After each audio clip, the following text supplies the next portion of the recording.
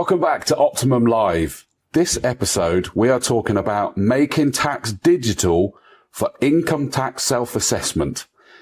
Now, it is one that you're going to want to stay connected to. You're going to find out who it affects, how it affects them, how you can get ahead of the game a little bit more. And the good news is we've got the experts from Optimum that are going to be talking us through this.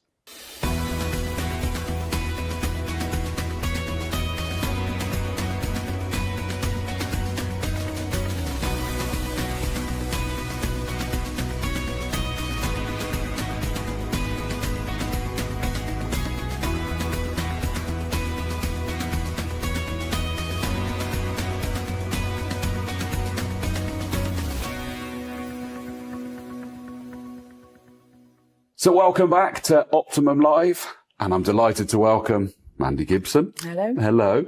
And Kaci Luca. Hiya. You're right, both of you. Yeah, good, thanks. First time appearing, hence a little bit apprehensive about this one. Yep, a little bit. Just a tad. You're in safe hands. It's fine. We're just having a conversation. Now, the official title was MTD for ITSA, because you accountants love your acronyms, don't you? Yeah, wow. HMRC have made this one up, not us. We'd make it a little more easier. So. Slopey shoulders there, blame it. But it obviously it does stand for Making Tax Digital, which has been around for some time, but it's now for a whole different group, income tax self-assessment. That's it. It's a Let's mouthful. take a run up there. In essence, and I'm not sure which of you I should aim this to first, who is this affecting? Yeah. So the whole aim of this is that self-employed people and landlords in particular, those are the two that HMRC have targeted at the moment, will be subject to this making tax digital for income tax. So it's phased as such, so it's implemented over a couple of years, with the first phase starting from April next year. Okay, and what's that first phase? So that first phase is for self-employed people or landlords that have qualifying income of over for 50,000 or over. So got you. Yeah. So just out of interest, then, so the phase, what's the next phase after that? Is that everybody? That comes in next year, doesn't it? April 27. Yeah. And So it's 3 phases. So if you have income over 50,000, so that can be from a sole trader on its own, or if you're a landlord, it could be just from that, but it's gross sales or from gross rents. Yeah. Or if you're a sole trader and you have rental income as well, that's combined. Oh, it is. It is. Together. So you lump that in together. That makes sense. So if the gross income combined is over 50, you go in April 2026. The second phase is April 2027. So that's people with income over 30,000. Right. And April 28 catches everyone with income over 20,000, Right. which is going to be pretty much everybody. Yeah. Well, especially with the government constantly putting up minimum wage. Exactly. Yeah, exactly. Oh, okay. So, so this is people that say, for example, you've got the rental there, that they're not putting that through a limited company. They are taking it themselves. Yeah. This is just for personal income only. Okay. Fair enough.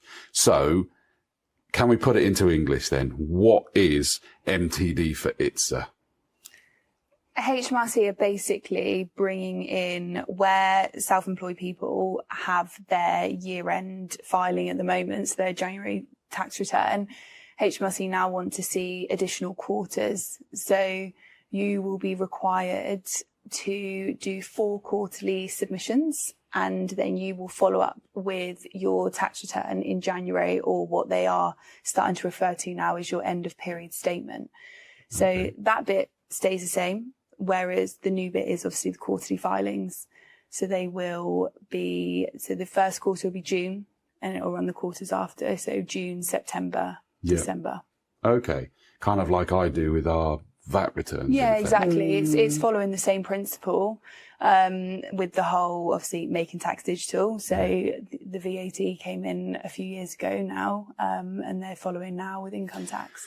Which I think is the key thing. I mean, it's very easy to kind of get riled and go, what? I've now got to do this 4 times a year. This is crazy. But if I had to do my company's VAT returns one big thing at the end of the year. Oh my word. It's bigger. It's too much, isn't it? It's too much of an issue for me doing it quarterly at times now, if I've let the reconciling slip a little bit. Yeah. So we're giving the self-employed more control over that. Less surprises, I think, was a key one that was coming up. That they're going to be more in control of what's going to be owed and when, etc. Well, because it's quarterly, they can see when they log into their software, or if they want to give us a quick call, we can see at the drop of the hat what their income is and whether they've had a bad quarter or a good quarter, see what their cash flow is. So it gives them more control over their business, and they can see, what's going on rather than looking at the end of the year and have any unexpected surprises. And they can also, from that, glean what their tax bill is possibly going to be, or we can give them a better indication of what it's going to be. And forgive me, this is probably a silly question, and as everybody watches when I host these things, it won't be the last either. Is this that they are reporting quarterly, or that they're reporting and paying quarterly? Just reporting. The tax payments stay exactly the same. We think possibly in the future, don't we, that it will change to the same as VAT. But at the moment, it's staying as it was on the old system. HMRC haven't brought anything up to say that the tax payments are changing. However, we do know that they like a surprise as well. So, and it is aligning for that to be possible. Yeah. And I got to be honest and say, I again, with my VAT bill being quarterly, I find that I hate the corporate tax bill being once a year, that you suddenly go, oh, happy Christmas, it's December, here's your corporation tax payment required. That is a lump sum. And so if it was actually over a period, in fact, everybody tries to be disciplined of putting what they believe their corporation tax bill is going to be in an account. Well, then take it, HMRC. It wouldn't surprise me, but it's not at the moment. It is purely reporting to them, plus it's being in control for us. Yeah.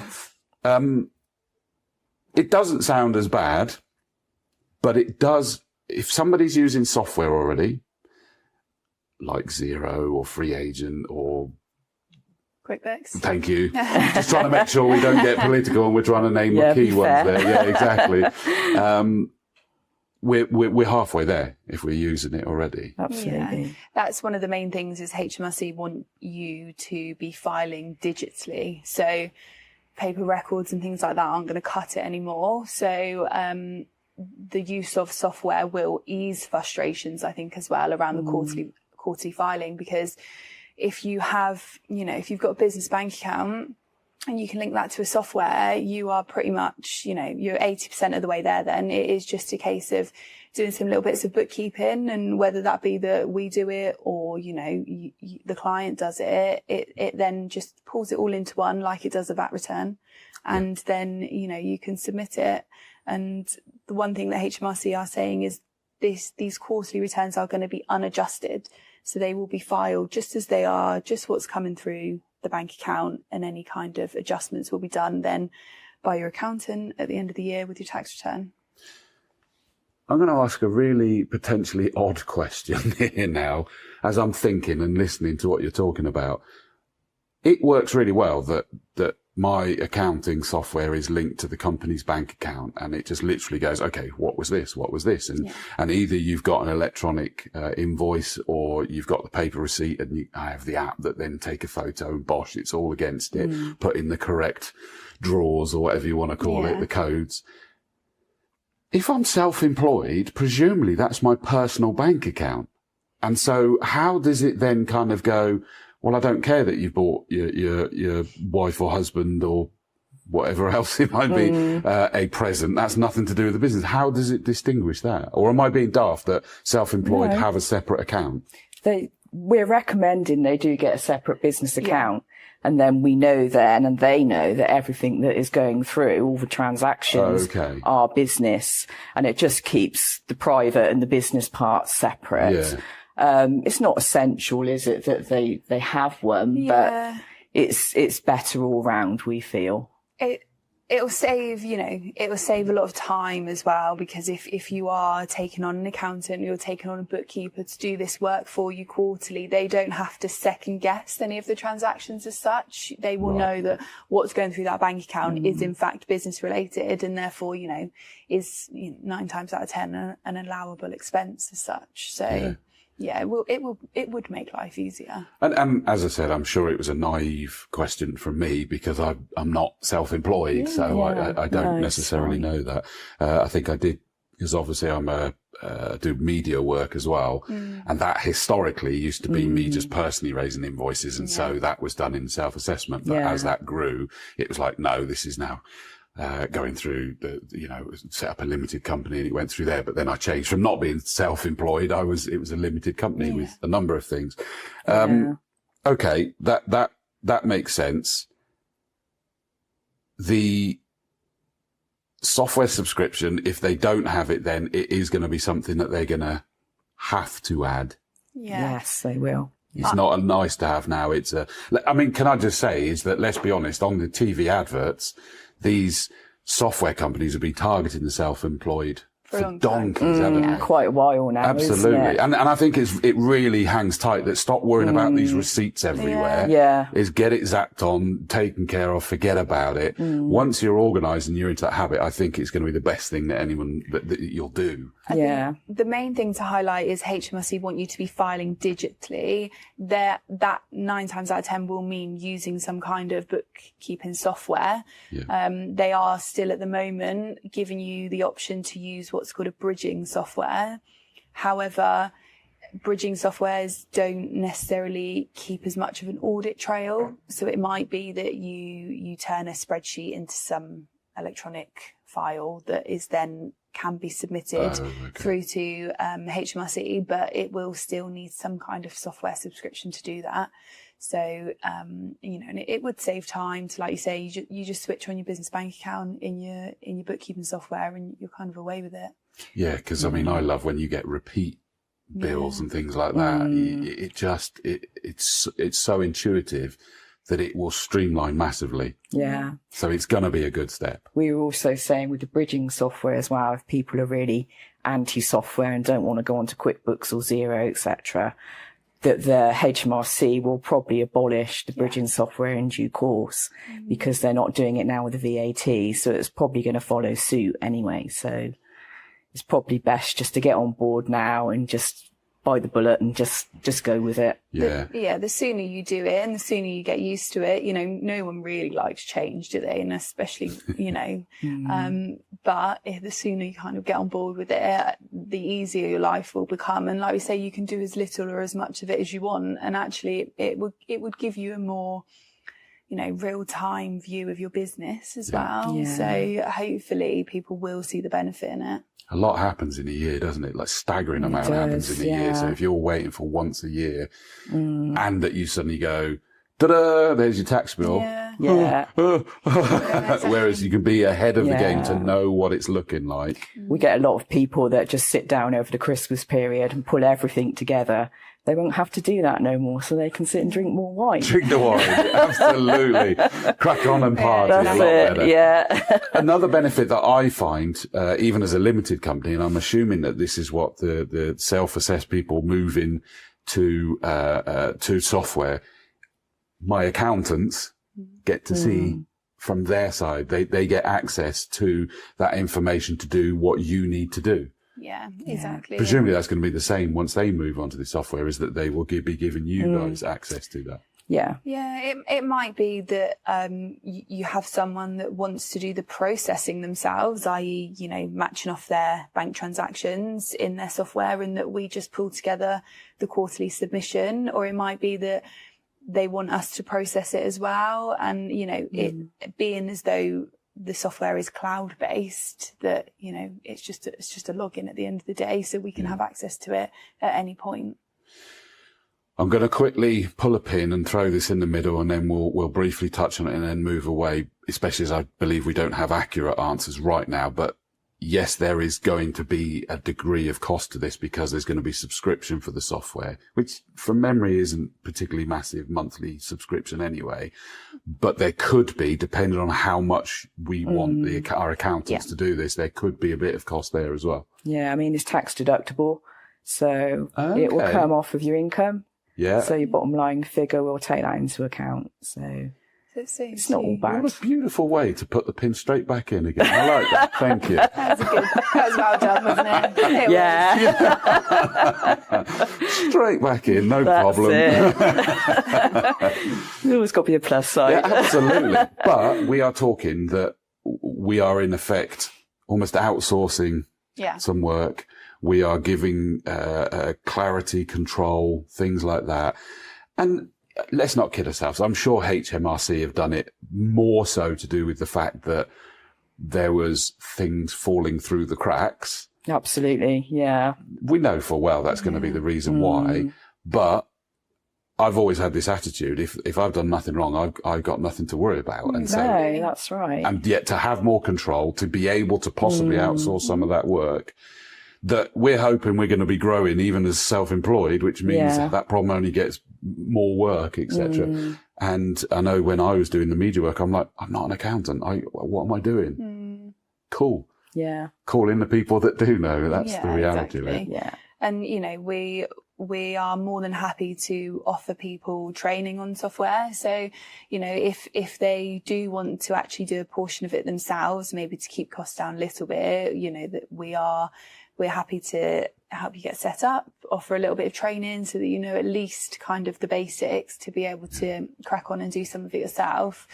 And answer questions. And I'm banging your drum because obviously I've been with you guys for some time now, is that every now and again, it could be a daft one, like going, what do you call the code? The, nominal code or whatever it's called. Oh, yeah. And I'd go, what's that? This one's supposed to go against?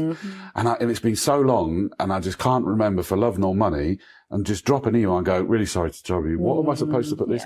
The answer's this. Bosh, job done. Cool. Thank you. Drop down, pick that one, done. Not very often that has to happen because it's all self-explanatory. But it's like anything. Everything's easy when you know how. That's it. No question stupid, is it? No. If you don't know the answer. Correct. That's what we're here I've for. always had a phrase, actually, no question stupid unless you're asking me the same one for the third time. A tongue-in-cheek type of comment. However, that doesn't necessarily ring true here because it might be several years later and you've not had to do this before, etc. There's no good in, you know, anyone worrying about a question. You know, you're better off just asking it because it'll take us a couple of minutes to answer it, and then actually you know for next time then, or if you don't, we're here for you to ask again. So and if it's a software issue, we can always log in, can't we? Exactly. And take a look and put it right for you. Which was my point, is saying having you guys have access is such a wicked safety net. I do like that. Indeed. I'm going to go for a pin again. you like these. Setting us up now. And the only phrase I'm going to use, because it was mildly brought up before we went with this conversation, new penalties. That's all I'm going to say. So discuss. It's going to follow the same penalty structure briefly as VAT. So just to be clear on that, is that it needs to be in by a certain time. Yeah. So paid by a certain. Yeah, exactly. Yeah. So you will have a month and 7 days from the quarter end to file. Yep. Obviously, in this case, there's no payment needed at the moment. And for every late submission, you will get 1 penalty point. When you get 4 penalty points, you will then receive a fine. Okay. Yeah, so it's following the same structure. 4 penalty points ever? Or No, 4 penalty so points 4 per? penalty points is 4 submissions that are late. That's what I was thinking, because it is. So in other words, is that sort of like an amnesty at the turn of the financial year and you go back to 0 again? No, not that straightforward. Okay. Yeah, so then if you've got 4 penalty points, when you then get your first fine, for every submission that's late after that, you will just get a fine automatically. Okay. So you then have to have submitted for a period of time after that for your penalty points to return to 0. Okay. Yeah. Fine. I mean, the reality is, what do you say, a month and 7 days. It's a good old chunk of time. It's, it's a fairly decent amount of time. But and if you're on software, it reminds you. Yes, it does. Yeah. Yeah. So there's no excuse there. No, exactly. Does my head in. It's like, you haven't done it yet. I know. I'm trying to find time. It's like a nagging woman. Exactly. Absolutely. Mandy's at it again. Incidentally, I didn't do this at the start because you're both coming at this for Optimum, for us as clients, from slightly different angles. I'm going to start with you, Kaci. So you're coming from, you are an accountant, so you're coming from the accountant's side. Yeah, and kind of trying to ensure from a client's perspective that, we're looking after you, we're making sure that our processes are right internally so that we can set you up for success.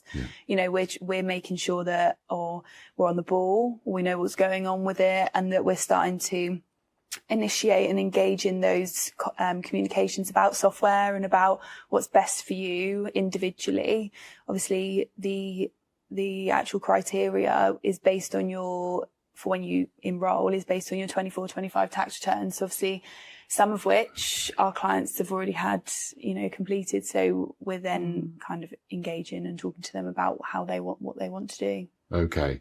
Yeah, because I've got the note that you're like project lead in effect for this to make sure that we're informed, that we know what we've got to do, how we can do it, the options available, etc. Yeah, exactly. And having someone to talk to essentially. So, if they want to talk about it, we're here to, And that's 50,000 income from any of those, not profit. No, income. No, it's income before expenses. Yeah.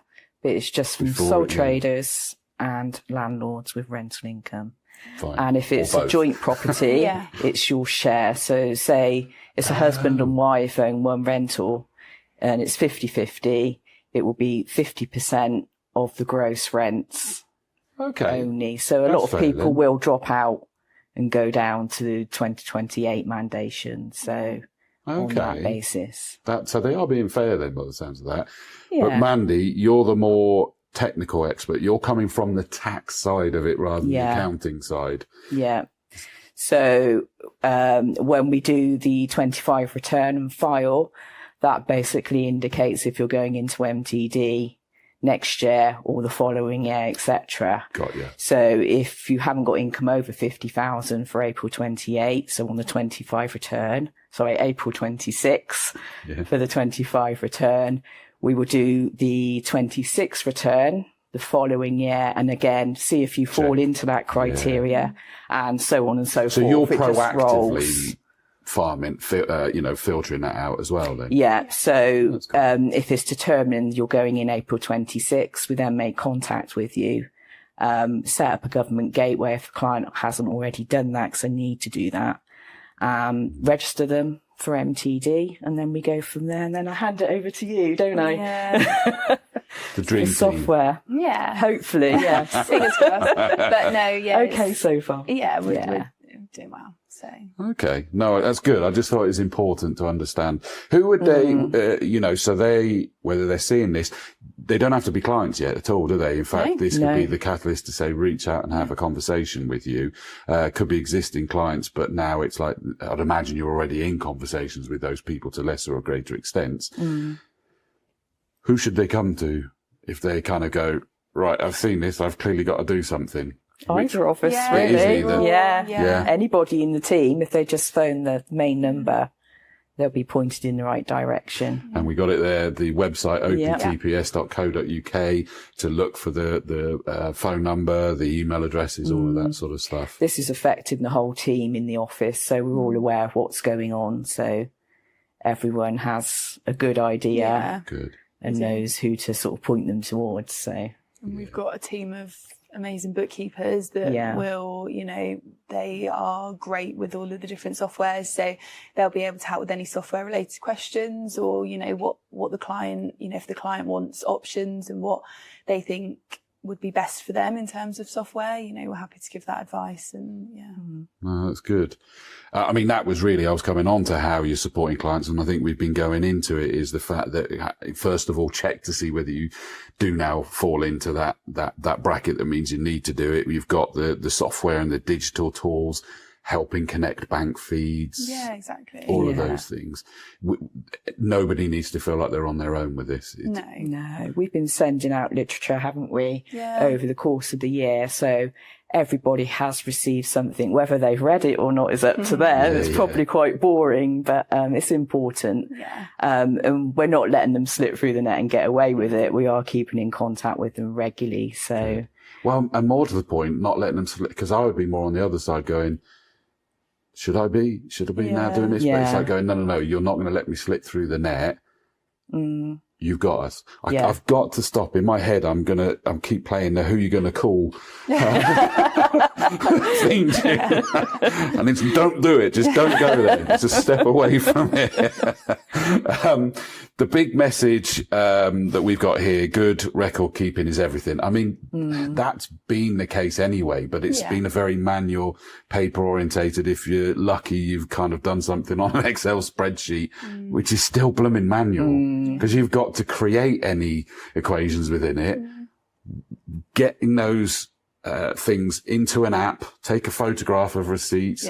Going back to the adverts that have been on TV for a long time. We've had a few clients that have come in for training already, haven't we? We have. And we've actually thought, they may struggle with it, and they've embraced it. And it's not been as daunting as they've initially thought. So I think it's good for everyone. I think having, most people have kind of an iPhone or an Android or, something that would enable you to have an app to take a picture of your receipts and things like that. And it's not, it's not an expensive feature to have. No. So it definitely makes life easier. And in fact, for anybody who doesn't know, that hasn't used this, it's not like you go into your camera and take a photo and you've now got, we were chatting about photographs clogging up our phones. It's like, no, it's not that. You open up the app first, you then go, right, add document, using camera, bop, take that, it then sits there in the inbox, you then reconcile and attach that, that photo. I mean, that's just simplifying that process. And for me, it just makes it brilliant. It's so easy. Even if I notice one of the things I do is that I am terrible. I'm very disorganized. I'll suddenly have a whole load that I've got lines that I've got to reconcile. But so I'll be sat on my laptop and be doing it there, but I'm going, well, it's this receipt that I'm getting these ones out of my wallet and everything. Open up the app, take photo from within the app. That's now in the inbox. So I'm back on my laptop going, this is what it is. Attach the document in the inbox, that one that I just took, bang, it then had just a pen. It is so good, so slick. If you're out in your van all day, for example, you can just put the receipts on your dashboard, click, click, click, you're done. So no, it really is. And therefore, I think people will feel so much more in control. And it works all those different bits out for them thereafter, doesn't it, within it? The only thing that I would say, again, speaking from experience as a business owner, is it takes a little while because it's almost too easy. Does that make sense? That I've had that time when you just go and submit and it goes, it's fine, we've already worked it out, you've done it. And you're going, but especially when it puts that message, you've got a tick in a box that go, I, Chris Dawes, certified that this is all accurate. And I'm like, I think so. And I think if you have those concerns, that's where we can help, as well. And although the software does do, quite a big proportion of it, we're here to sense check it and make sure that actually what it's saying is right. So if you do have, nerves about it or anything like that, we can help. And that comes to the riding the bike thing, you suddenly go, oh yeah, it does work. Yeah, you can trust it. Yeah, exactly. But you have to go through a few periods of kind of going, is it? Have I done it correct? It's asking me to confirm that I have done it correct, have I? It's not the end of the world either if you do get it wrong, because we'll do the final submission, which is the 5th return. So you have 4 quarterlies. The final one is equivalent to what we know as the tax return. Yes. So all the adjustments go through at the end. So, and then add on any other income. So say a client's got bank interest or dividends, for example, or they pay into a pension for tax relief. So that all goes in at the end. So if there's anything that's wrong at the start on the first 4 quarters, it's going to be cool. We'll put that right at the end. You're not going to get put right. So no.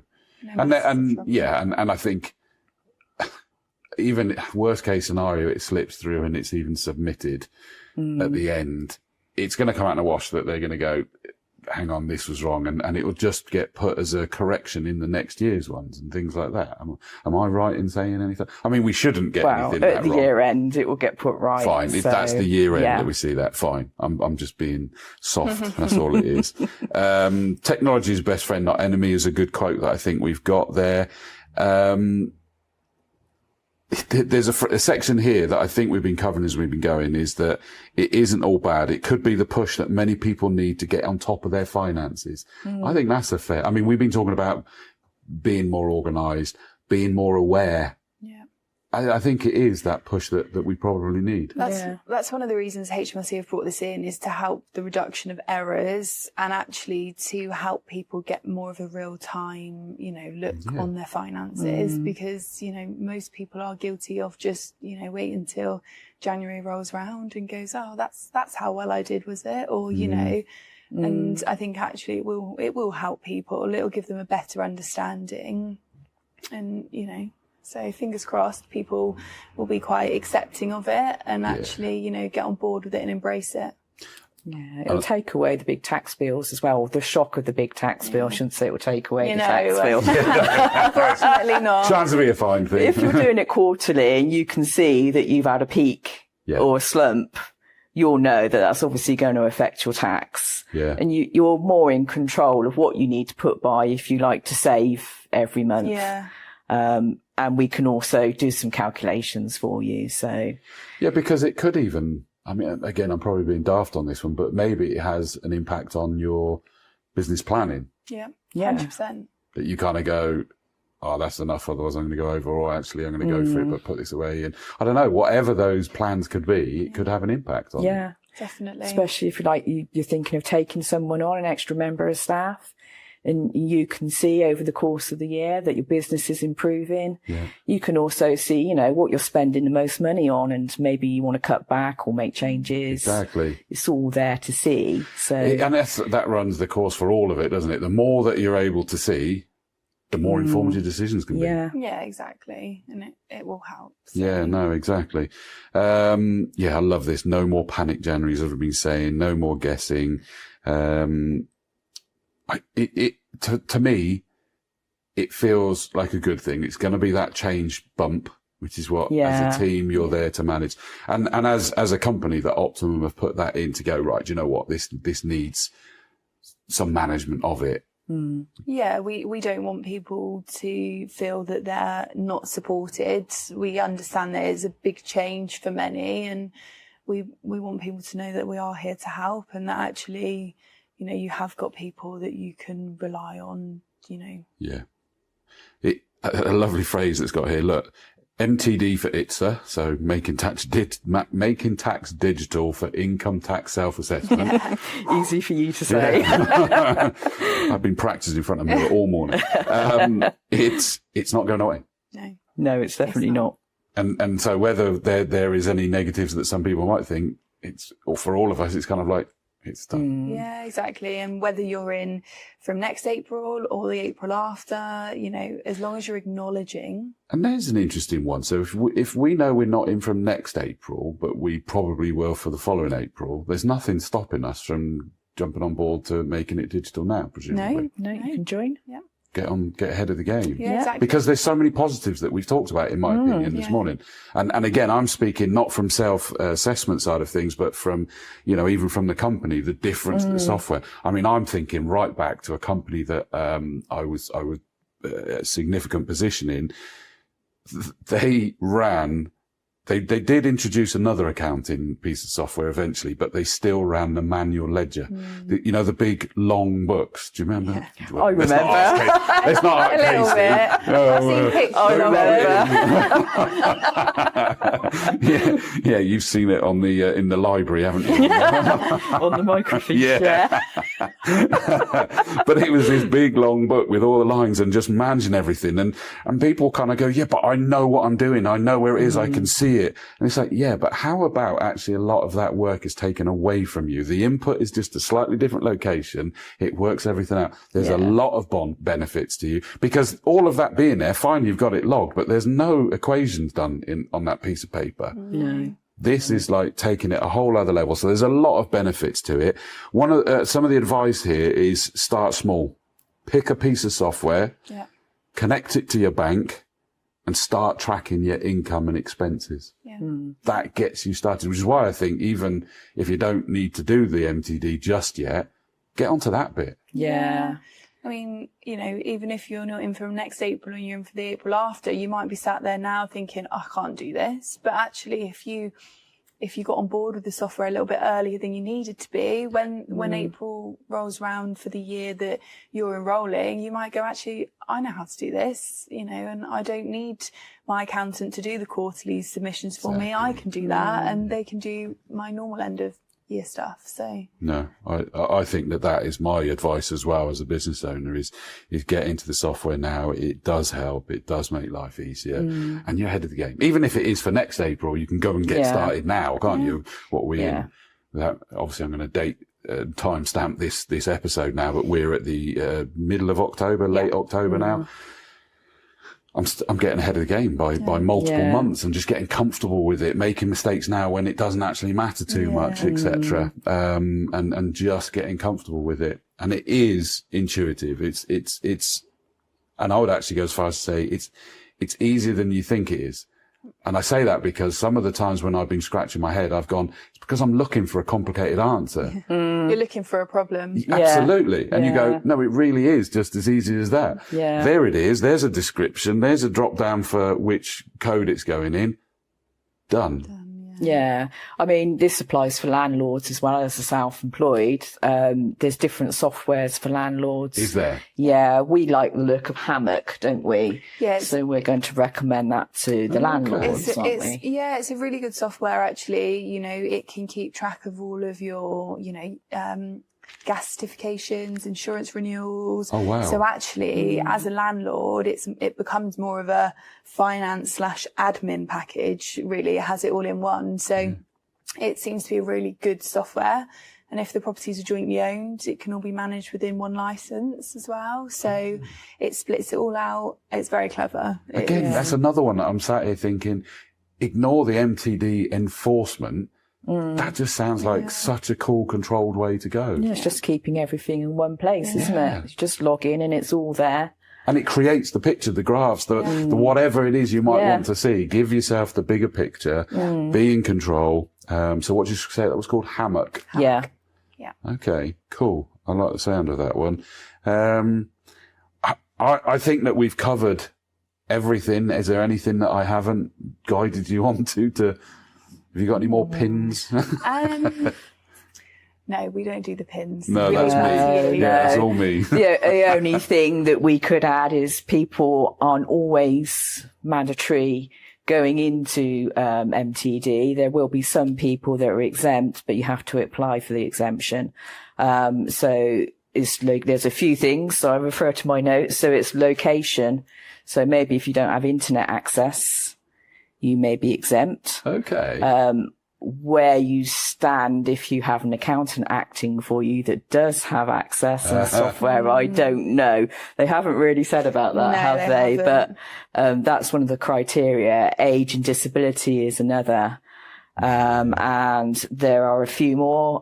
So if you're a foster carer, you're exempt, so you don't need to.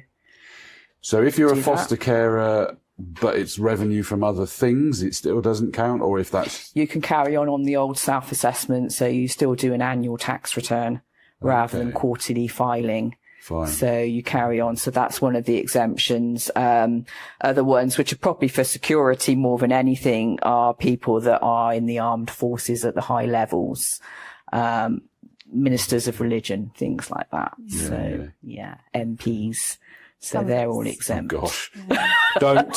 Just keep inner voice, outer voice, Chris. Don't go. Go on, I'll put on with her. Yeah, it's probably for the best.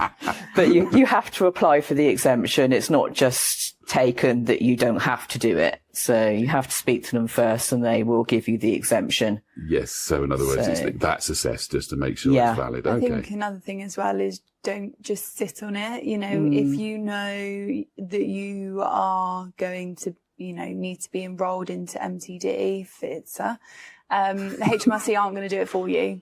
You know, it might come a point, you know, if you were due to be in from April next year, it might come to a point that towards the end of next year, they might send you a letter and go, actually, we've looked at your tax return.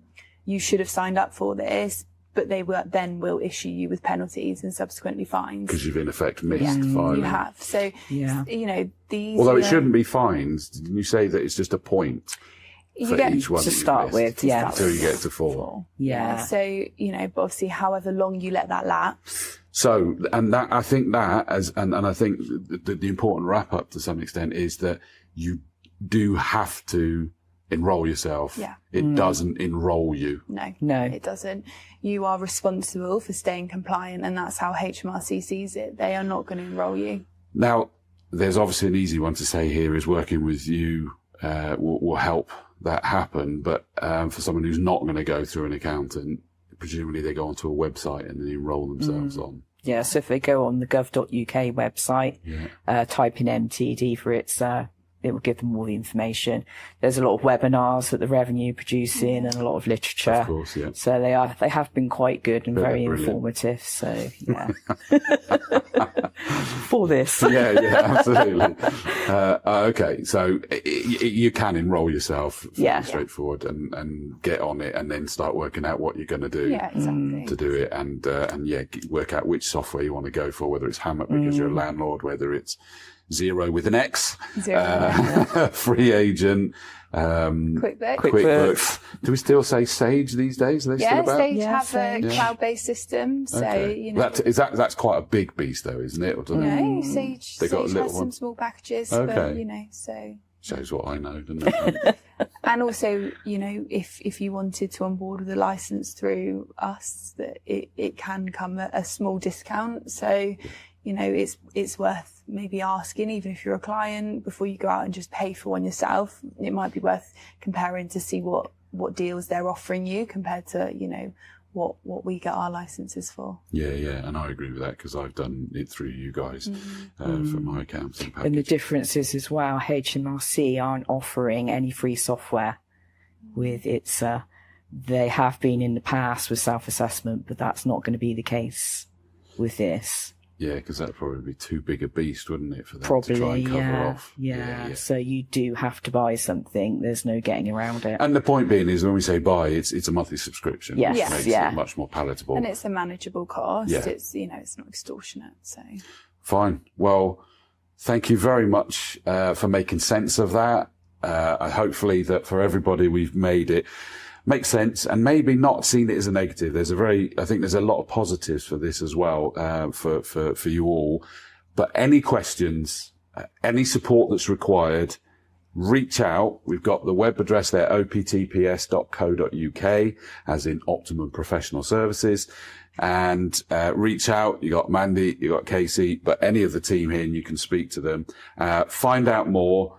Find out what's available in terms of how Optimum can work with you to help you do that, and get ahead of the game. That's my biggest advice. Get ahead of the game. Get the software going first.